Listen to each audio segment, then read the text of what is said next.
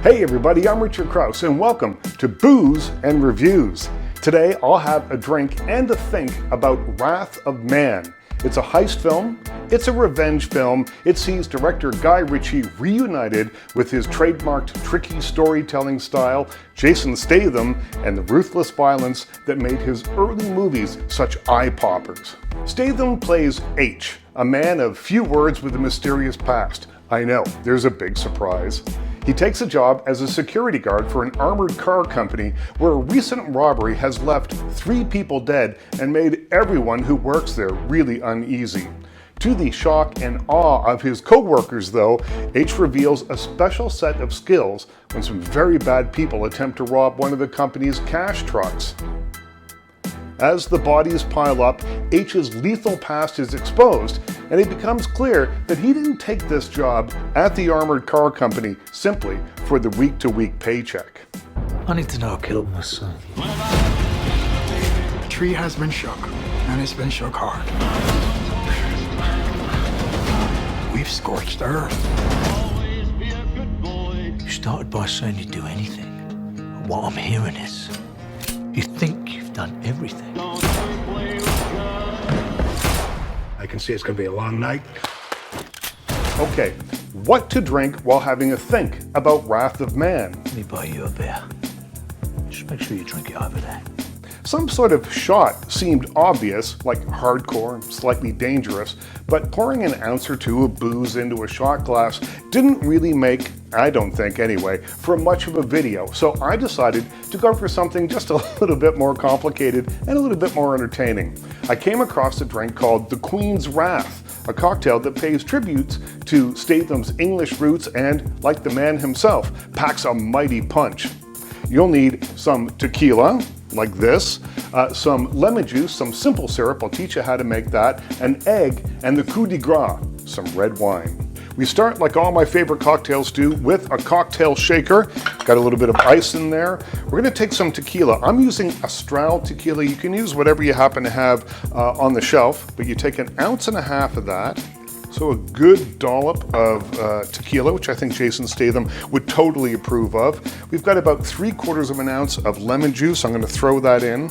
Now, this is the simple syrup, and you've heard me, if you've seen any of these videos, you've heard me talk about this before. Simple syrup is something that's used in bars to add, the fancy term is viscosity to drinks. It just means a little bit of thickness and a little bit of sweetness to it. So what I've got here is half sugar and half water, and I've just put it on the stove and I've let it boil until it just completely dissolves and becomes a syrup. It's beautiful. That goes right in there. Then here's something that you might not do at home very often, but it's done in bars all the time. You take an egg white and you add that in there and give this a shake.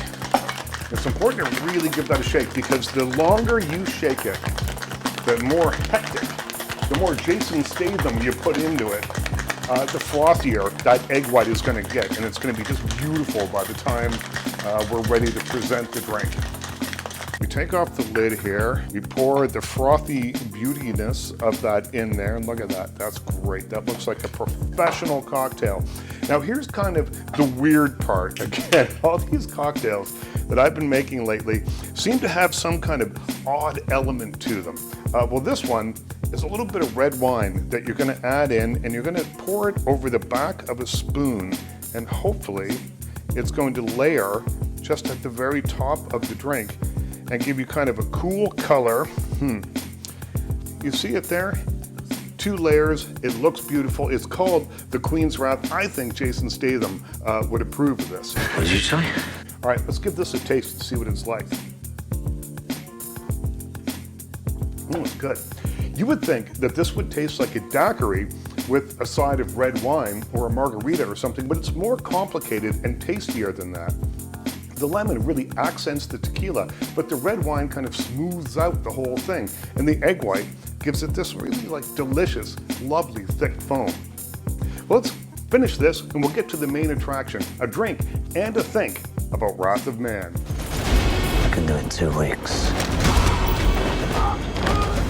You only wish you could do it in 20 years.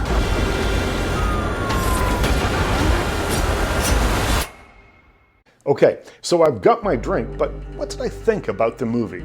Well, told on a broken timeline and sectioned off into chapters, Wrath of Man is a nihilistic story about revenge decorated with a tense heist subplot. It's a riff on Statham's earlier work in which he usually played either character number 1, a loner with a past who must protect a loved one, or character number 2, a loner with a past who must protect a youthful innocent.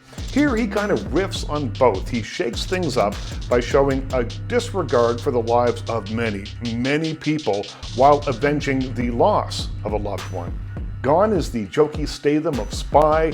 This is a back-to-basics performance that sees him settle on one facial expression as though his chiseled face is encased in amber to convey the character's one deadly motive. Now that's worked for him before, and you know what? It works really well here as he navigates the grim but stylish goings-on. On the downside, and there is a downside, there are plot holes big enough to drive a cash truck through. I can't go into them without giving away some important story bits, but let's just say that H's resilience is truly impressive. Also, Guy Ritchie's taste for macho posturing doesn't add much to the film's early scenes. There are barely any female characters save for Nima Algar's security guard Dana and the usual assorted wife characters, and the hard-boiled dialogue between the men often borders on parody. But having said all that, for anyone with a taste for adrenaline-pumping action set pieces, Wrath of Man really delivers. You'll find Wrath of Man in theaters right now and coming soon to VOD, and I gave it 3.5 cocktails out of 5. Cheers and enjoy the movie.